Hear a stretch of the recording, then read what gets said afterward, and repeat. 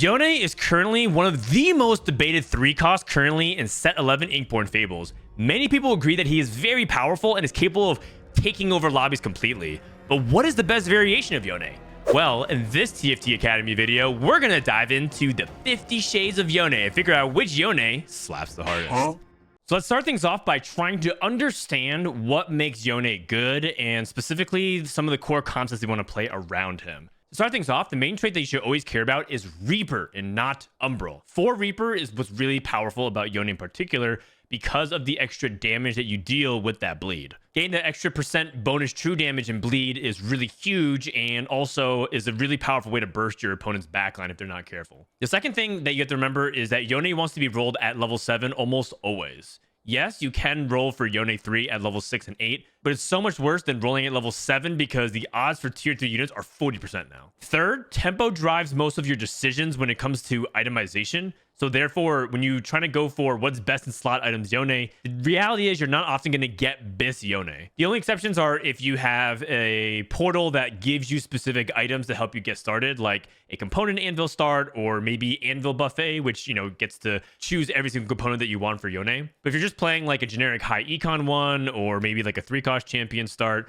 you're rarely going to get like true Bis. Just slam whatever makes sense on Yone that's good and try to tempo out accordingly. Not surprisingly, hitting Yone 3 on time means you're going to top 4. That's kind of going back to what we said for tempo. But the real sauce of what makes Yone powerful is if you position him really well and you're able to snipe a lot of carries and win a lot of difficult matchups because you're getting to that backline and you're assassinating that Aphelios 3, that Bard 3, that Irelia 2, whatever is the threat in the backline. A couple other notes I want to point out is Yone has anti-heal built in. Whenever Yone casts Fate Sealed, he ends up dashing through targets and then it's almost like he's applying a Morello or red buff onto them. He doesn't burn, but he wounds, so reducing that heal is big enough. The other aspect is that his AP scales with his shield, so he ends up getting really tanky, and that's why items like Titans are really good, because he uses all the stats really well. He gets all that AD for his attacks and his ability, he gets all that resistances, so he's tankier, and the healing is more effective. And then the shield ends up scaling a little bit more. So that's why Titan's kind of like a perfect item for him. The game plan for Yone is actually kind of inverted to how we played him in the previous set. Last set in Remixed Rumble, set 10, you want to like lose streak and then try to play Yone as a crowd diver for a win out and try to play with a bunch of like hard steel or maybe just like a high econ. In this set, you want to play Yone from the strongest board position. You want to play him from high tempo. And you want to play him around specifically strong openers like Fated, Heavenly, and Umbral. You can also play him from Storyweaver, but it's a little bit more awkward because you don't have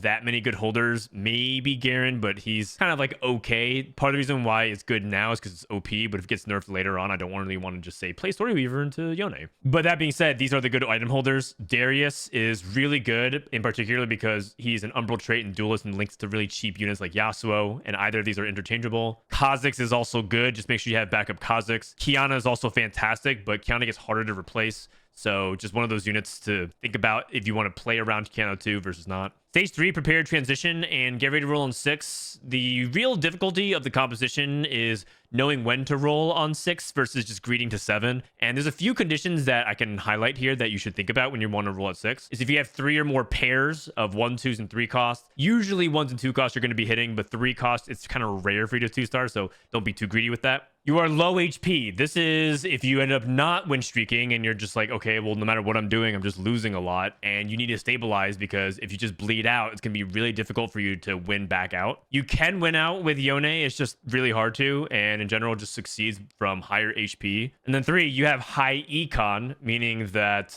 you just can afford to roll. It's not a big deal. And you're not going to level to 7 that quickly. You know, you have like 60 gold at level 6. Hey, just roll a couple times. Why not? You have, you know, maybe 1 or 2 pairs. See what you end up hitting and maybe hit something really strong. Stage 4 onwards, it's pretty straightforward. You just want to slow roll above 50 gold, meaning you use your excess interest gold to try to hit Yone 3. And if you are close, you can try to roll for Yone 3 and dip below 50, go to 40 or 30 gold. But again, that's only if you want to maintain tempo. Let's say you're losing a lot of HP, or on the opposite end, you're like win streaking. You want to preserve that win streak going to the end of a PV round, like end of stage 4. Those are situations you can try to roll a little bit more and close out with Yone 3, but that is something that is, again, case by case. And the last thing I want to put in your brain, make sure you're trying to build a second carry. Yone is a hyper carry, but at the same time, if you put everything onto just Yone, there's a chance that he gets targeted and bursted, let's say like an enemy Syndra, and then you just don't have any other DPS. A lot of times that second carry, oftentimes another Reaper like Kayn, is going to be the one that kind of bails you out. We call it 50 Shades of Yone for a reason. There's a lot of variations of Yone, so let's go ahead and dive into just some of them. The first is the one that we feature prominently on the website for TFT Academy is Heavenly Yone. Heavenly Yone is predicated on the fact that Yone just cares about a lot of combat stats.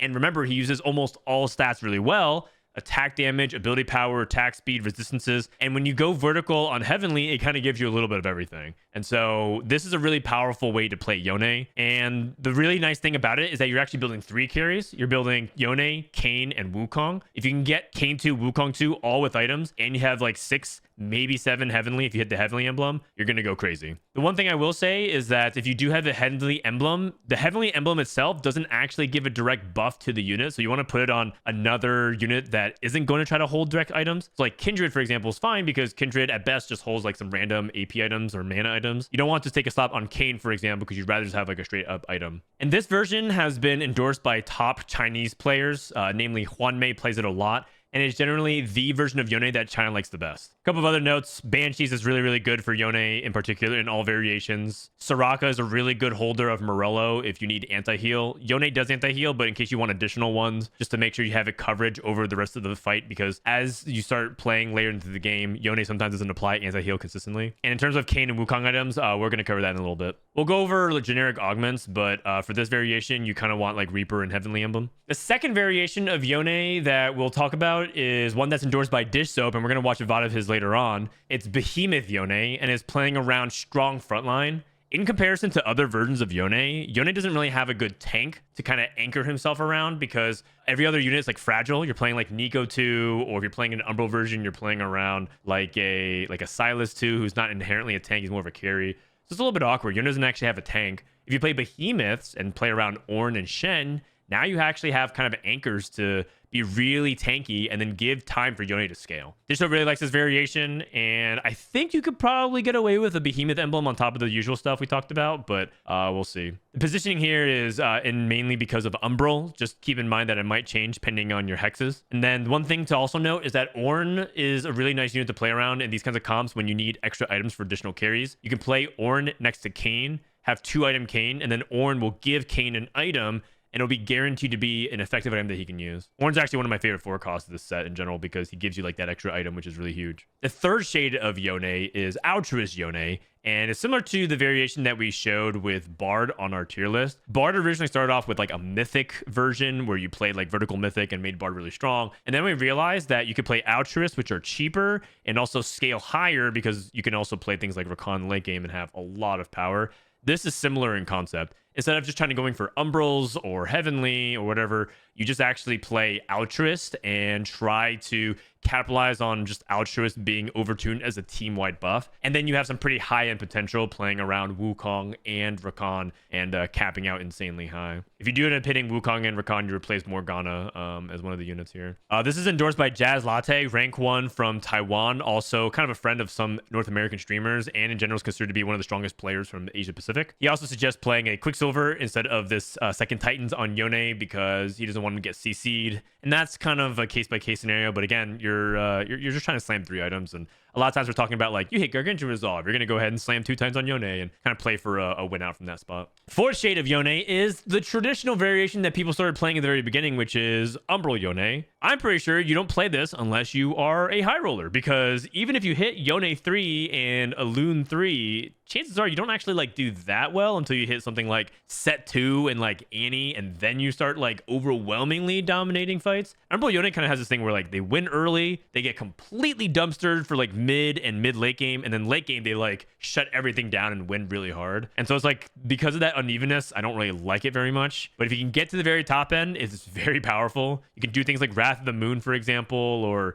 even get, you know, another Umbral emblem and have Kayn go crazy. But in general, I'm kind of down on Alun's power level. I don't think she's that good. And the only times I would consider playing around Umbral is if you have something like a good Exalted that makes sense. For example, one variation I think is really powerful is Yorick, Kayn, and Azir. Azir is an Invoker, so you can kind of play that instead of the Annie in this spot. And then now you have Exalted plus the Umbral. So that's like one variation you can play. But in general, again, that's like a high roll variant. So thumbs up, I guess, if you hit it, but I don't really recommend this version. And the final Yone we're going to cover for today is Duelist Yone, which is actually kind of an underground build that people don't really know about. But if you do end up getting the condition for it, It is insane. It's super high power level and possibly the strongest version of Yone, but it's so rare and underexplored. The condition to hit this is usually hitting something like a Duelist Crest and hitting like a lot of Yones and being able to tempo out with Yone. And the reason why it's like really, really good is because Yone gets the damage reduction, which is insane for him. And the 8 Duelist gives him that attack speed,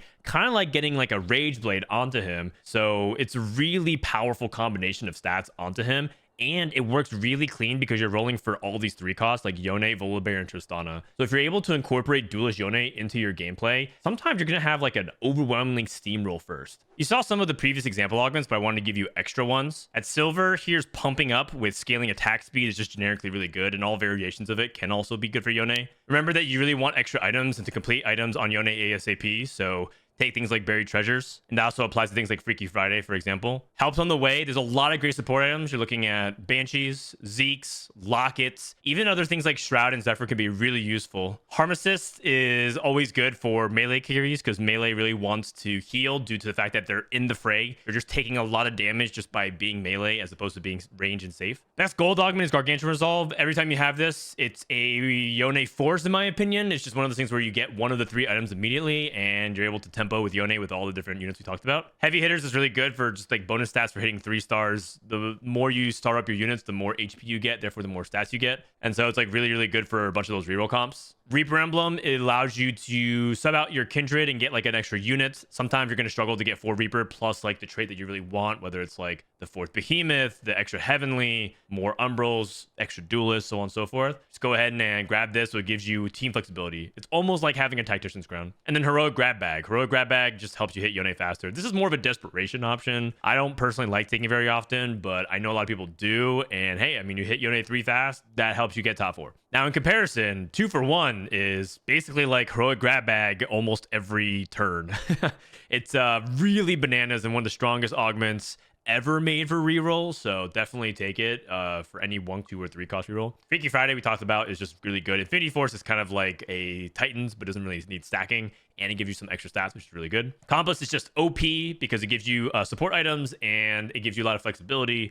You'd be very surprised to see how often the Compass is a good hit for Yone. And then Tiny but Deadly, it's great for melee carries because that movement speed and the attack speed is also exactly what we want for Yone because we want to execute very quickly. We talked about how a lot of times with Yone, you're not going to have best in slot items, and so you're just going to have to slam whatever you can get. But just in case you end up in a situation where you can go for it, here is Biss. Yone wants 2 Titans and a Bloodthirster, in my opinion. The 3rd item could be a Quicksilver instead of one of the Titans, so you go Titans BT plus Quicksilver. You can also sub out Hand of Justice for Bloodthirster if you just don't get these components ever, and they perform very similarly in the data. I personally like Bloodthirster because the shield synergizes really nicely with Yone, but Hodge does give you more offensive stats and potentially more Omnivamp and clutch situations. Also, don't be afraid of slamming other like bow cloak related items. Runins is just really good in general if you have a lot of combat stats. Heavenly, for example, gives you like that extra AD, so Runins ends up being kind of nice if you get that attack speed and AD. Last Whisper, Yone ends up shredding for himself, which can also be really useful.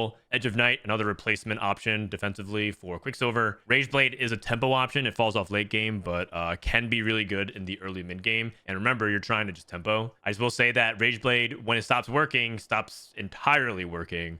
You're really underperforming at that point. But hey, I mean, maybe if you're able to streak enough, your tempo is just going to carry you to a top 4. Your secondary carry is oftentimes going to be Kayn, and he ends up taking a lot of whatever leftover 80 items. You don't really get to choose, so this Biss is like pretty fake. You're rarely going to be able to get it. But if you do end up getting Biss Yone, and you're like, hey, I'm playing Pandora's, maybe I want to greed for Kayn, go for this as well. Edge of Night, Last Whisper, Hodge. Edge of Night because Kayn is very vulnerable to getting bursted, so this helps him stop getting targeted. Last Whisper because he hits in a wide AoE, so he ends up doing a really good job applying it. And then Hodge because he just wants a healing source, and he's Reaper anyway, so he gets big crit. So this ends up helping a lot. But a lot of times you just slam like whatever you can on him, and also BT Titans is good on Kayn, especially if you're playing Gargantuan Resolve. Your tank unit is going to be more utility tank, meaning that instead of trying to stack like a Bramble, a Warmogs, and a Dragon's Claw, you're trying to put more things like Even Shroud and Sunfire and Redemption, things that like are inherently on a defensive unit, but not necessarily trying to just straight up tank. They're trying to provide like additional benefit. So Even Shroud for the shred, Sunfire for the anti-heal and burn, and then Redemption for like the AoE heal. Like that's all kind of nice. Then you also can just give them generic tank items, because as you notice, these are a lot of swords and cloaks and bows and vests, and sometimes you just get like belts and tiers. Like, what do you do with that? Just, you know, slam it on these people. I will also say that if you do get Wukong is the win condition for a lot of these comps. Wukong is insane. If you get Bloodthirster Titans on him, this guy goes Super Saiyan, and I mean, he's a great Heavenly Sage, and you're playing a lot of Heavenly synergies. Just give it to Wukong and just watch him be that third carry that puts your comp over the top. We're going to speed run a VOD of a Yone game played by Dishsoap, my partner from TFT Academy, also #1 ranked player in North America, first to hit challenger. His accolades at this point are endless in TFT. Dishsoap is a big proponent of playing Yone from high tempo positions, but he's also more than capable of playing it from loose streaks. So let's see what happens this game. And because this is more of a guide as opposed to like a VOD review step by step, we're going to go over broad strokes and less about like the minute.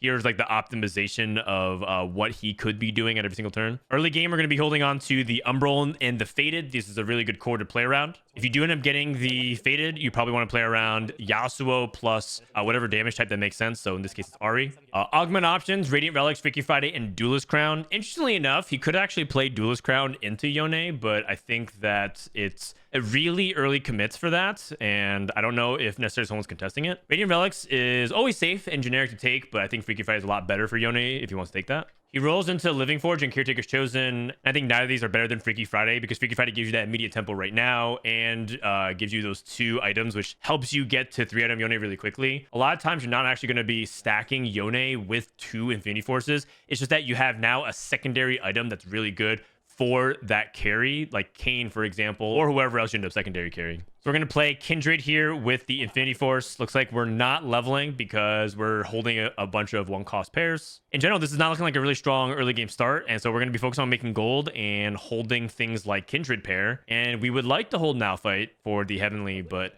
the reality is we're playing around Fated, and we want to keep our options open. Dishsoap's also a big proponent of Fated, so he is likely trying to simultaneously keep himself open to Yone and play Aphelios if he's able to hit like a bow. And so this is a proper way for him to bridge lines of 3-cost rerolls pending on what he thinks is available to him. So he's definitely going to be trying to prioritize bow off carousel. And right now, I like that he's trying to focus fire. Just play 2 Kindred, see if he can kill an extra unit. Unfortunately, Kindred kind of sucks at killing units, and hence why she is not a very good carry in general. Okay, finally grab a bow off carousel. Scouting around and sees that there are some commitments to other compositions like Ghostly, Storyweaver, so on and so forth. And looks like Dishsoap is not going to try and forcibly win. We see now why he didn't take Duelist Crest. Someone else already took it, and Dishsoap hates playing contested, so contested, it would be a disaster.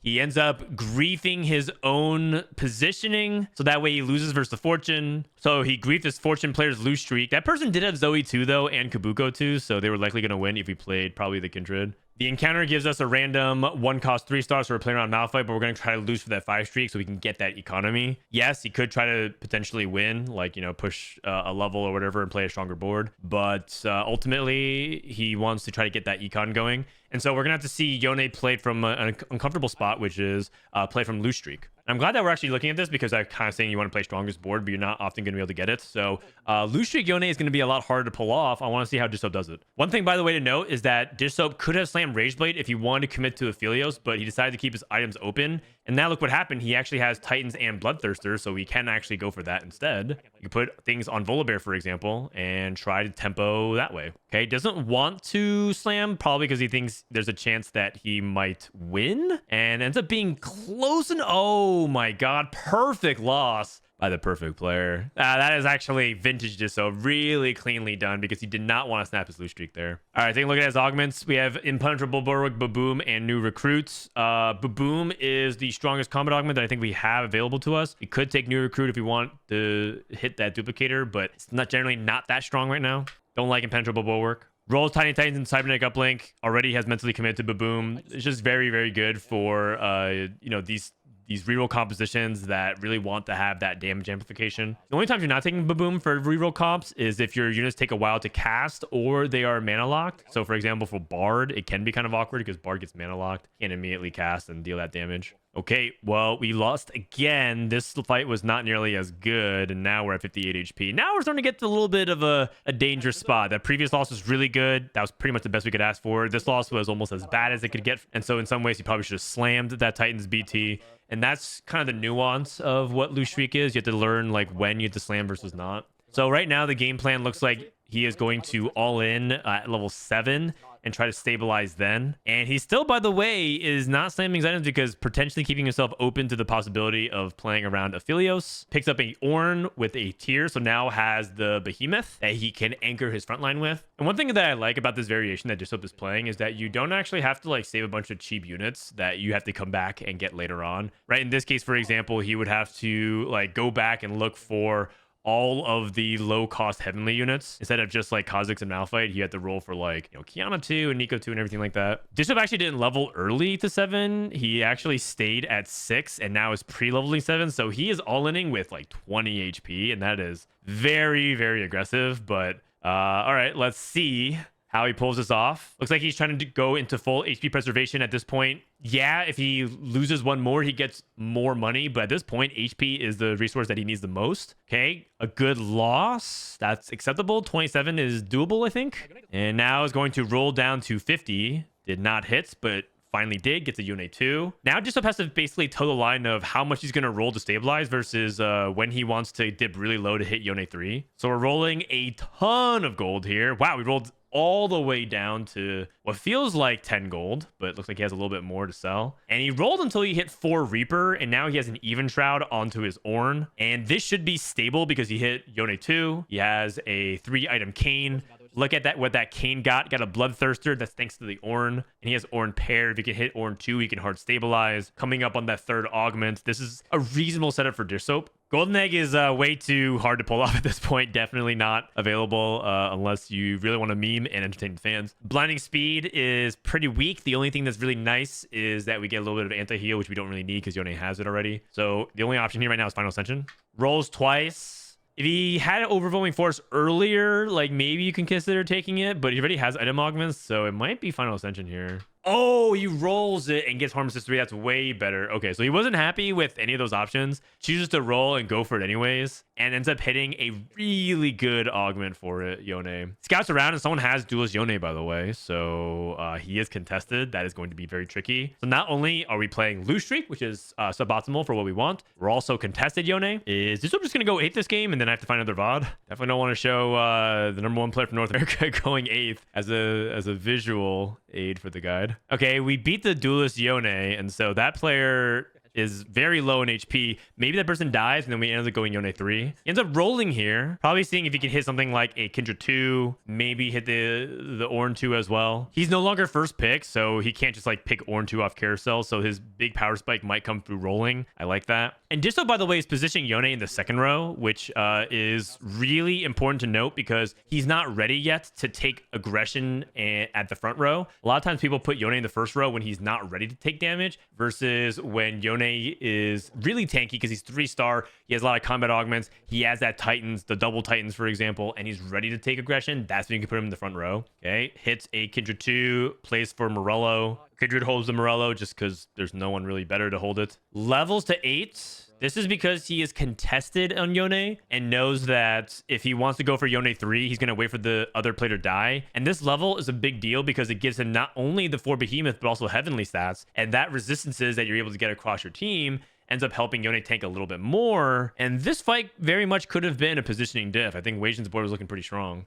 The one thing that I personally don't like about playing around Umbral is the fact that it feels like your positioning is kind of locked. And Yone ends up having the same type of game plan, which is he goes to the top left hex and dashes towards the center. In fact, let's go ahead and look at a slide that I have prepared so that I can show you a little bit about positioning Yone. So here's the thing about positioning Yone to keep in mind. Yone wants his 2nd cast to usually jump to the carry and try to burst them down. It's very rare for Yone's 1st cast to get to the enemy backline because it's 3 hexes. And if you count 1, 2, 3 is like just a little bit outside the range. And so a lot of times Yone ends up dashing like to the side. Like if he's here in A2, A being the top row, 1, 2 hexes over, then he ends up kind of dashing like over here in this range. But on the 2nd cast, because it's 4 hexes, every single time Yone casts, he gains 1 additional range. It's 1, 2, 3, 4. That's when he can reach Lilia. And so in these situations, when you're trying to position Yone, you really want to think, can I reach the backline carry on my 2nd cast? And that's often how you're trying to position Yone.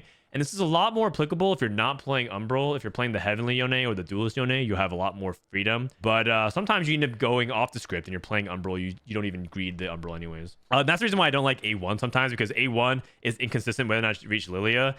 Sometimes he ends up jumping directly onto this backline one in the top left corner. But hey, maybe that's what you want. It's all just situational. The other situation I want to bring up is when someone all back rows. This is kind of like a common ghostly setup that people do because they want to stack their respectors. Yone in the opposite corner, while theoretically can be nice to keep him safe to ramp up, ends up spreading his damage out a little bit too much. Every single time he casts, additionally, he's going to jump to a different unit, which can be problematic. And so Yone is going to jump here to this backline unit. And then if he doesn't kill, then jumps to this unit. And if he doesn't kill, jumps to this unit. And if he doesn't kill, so on and so forth. And so this is in contrast to if you position Yone here, he's going to consistently jump to this middle Lilia, make sure she dies, and then work inside accordingly. So those are just a couple of positioning tips, but one thing I do want to emphasize finally is remember, no matter how well you position, Yone will still troll you sometimes because this is TFT, you don't control the units, and so you can do your best to position him for success, but sometimes he wanders off no matter what you set up. Maybe he takes one step forward or one to the right a little bit too far, and then all of a sudden that changes who he targets. So it's a little bit of a crapshoot. Back over to Dishsoap, we just finished our creep rounds, and he's going to prioritize a second item on Kindred, which is pretty interesting. I think it's because he has a item already that's Ornn's going to be granting him. So that's probably what he thinks is going to be his third item. So he'd rather just have another item onto his backline unit. That's interesting. He ends up losing, and now we're one off Yone. We don't have Ornn 2. Okay, we finally hit Yone 3, and the question is that too late? He leveled to wait for the other Yone player to die, which he ended in 7th. And the question is 14 HP enough to get him that top 4? I really like the way he played around getting contested. I think this is an excellent demonstration of what to do when someone is holding those units and going for the same type of reroll comp. 5-3 encounter, Ari bestows a blessing to your team. You can justify a lot of these things. Attack damage is just nice to get that straight up AD burst. Could also justify taking HP here, just due to the fact that he already has a lot of damage, and survivability for some of his weaker units like Kayn could be huge. Yone also tends to really punish positioning like this because solo frontline is just never going to get wrapped on, and Yone just ends up killing the backline. Like this, Yone will end up walking all the way around and killing everything besides the Thresh. And so that is one of the downsides of positioning a solo frontline stone plate because Yone can punish that. There's a Wukong with the Behemoth emblem, which is actually really appealing to me. And then we're going for a guard breaker. That's really interesting because I feel like you could replace like Malphite, for example, and play Wukong and put a Behemoth on him. And then you get a bunch of attack speed. I guess you really wanted to go 3-item Kindred. Okay, well, that's a really interesting choice. I think that both are pretty strong. And this probably goes to show you how much we're prioritizing just itemizing another Kindred because we just want that true damage bleed, which can be really, really huge. Ooh, that was really close. And we're down to 3 HP. Also, Dishsoap's Yone being the second row has led to some inconsistent results as well, kind of like dashing to the left and to the right a little bit haphazardly. So, this is one of those things where the Yone positioning is sometimes just griefing you. Nice. Now he's killing the back line. And this is top 4able for sure. This is top 4able. But one thing to note is that his positioning really hasn't changed fundamentally very much. So, at this late game situation, everything just kind of plays out how it plays out. We went 3 for 5 on this stage. We can't lose anymore, and we're probably going to have to roll until we hit Kayn 2 at this point. Another item for Ornn here could be pretty good. Redemption. We talked about having utility tank and not just straight up defensive items. If you took Warmogs, that is nice because the Behemoth gives you resistances, but the AoE healing could be even better. Gets a ghost fight that is very fortunate. But I think he was overdue at this point because he's been fighting real people this entire time. Wajin is dead. Nope. 1 HP. Are we going for Kindred 3? Was that the ultimate vision here? Level 8, reroll Kindred. Okay, we're matching up against the Aphelios. This is Aphelios 2 with 7 faded. And now it looks like we're just punishing it very heavily. It seems like the Behemoth is doing a really good job absorbing the damage and just generally making it very hard to punch this front line. And now look at this. Dishsoap is top 4. He can even get top 2, depending on if he wins this next fight. Dishsoap's thinking about swapping positioning to the front in case he wants Yone to dash to the back. But it's a fake. Ends up keeping it in the back. And I think that part of what makes this second row positioning make more sense is because he's trying to get Baboom value and try to keep Yone a little bit safer for the second cast to really pop off and kill. And hey, look at that. That is a top 2 secured for Dishsoap. A really good comeback. And honestly, he navigated some turns differently than I thought he would, and they were pretty tough, but This is a great top 2. He scammed a top 2 according to his chat, which is kind of hard to disagree. But I also do think that he navigated the spot fairly well and showed you exactly like why you want to play Yone with a composition like Behemoth to help anchor that front line. Okay, we leveled and we're going for Soraka. And I think at this point he wants that Wukong. Wukong be really, really huge. His opponent's looking really juiced though. 7-story Weaver. And it kind of depends on whether or not Yone can dash to the back line. Oh my god. Is it a big comeback? Is it a win out? Kerm's level 10. If you can find Wukong, we might be able to turn this around and turn into it first. If he gets Wukong, you can also try to position a Ornn to itemize him. Roll down. Do not find Wukong, unfortunately, Sag. We're going for Spark on the Ornn because we do a little bit extra magic damage. No Shred for the armor. And in general, looks like it's not going... Oh, the Yone is trolling a little bit. This ended up being a punish for Yone being the front center. This is exactly what we talked about in the slide, where Yone being in the center keeps dashing to the corners, and not being on the side means that he won't ever dash into the center as one of his main casts. And so I think this ends up being a situation where Dishsoap ends up getting punished for that. But hey, that's a really good second. So that's my video on Yone. There's a lot of different variations you can play, and it all kind of depends on your spot. He might be one of the most flexible 3-costs we've seen in quite some time, since I think maybe set 5 Yasuo. It was very, very cool to see another 3-cost as flexible and as powerful as Yone is. Let me know if you guys have any Yone tech in the comments below, and I'll see you guys next time.